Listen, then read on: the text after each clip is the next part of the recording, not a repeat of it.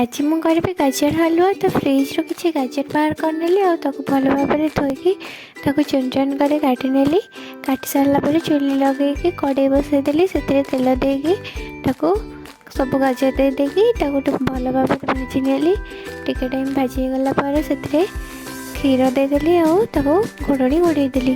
କିଛି ଟାଇମ୍ ପରେ ଦେଖନ୍ତୁ କ୍ଷୀର କିଛି ଶୁଖିଗଲାଣି। ତ ସେଥିରେ ଅମୁଲ ଟିକେ ପକାଇଦେଲି ଆଉ ଚିନିକୁ ପକାଇ ଦେଇକି ତାକୁ ଭଲ ଭାବରେ ମିକ୍ସ କରିନେଲି।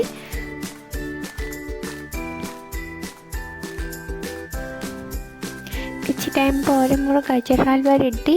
ତାପରେ ଗୋଟେ ଜାଗାରେ ବାହାର କରିକି ସେଥିରେ କିଛି କାଜୁ ପକାଇଦେଲି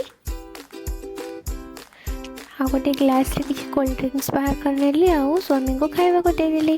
ଆଉ ଆପଣମାନଙ୍କୁ ଯଦି ମୋ ଭିଡ଼ିଓଟି ଭଲ ଲାଗିଥିବ ଲାଇକ୍ ସେୟାର ସବସ୍କ୍ରାଇବ୍ ନିଶ୍ଚୟ କରନ୍ତୁ।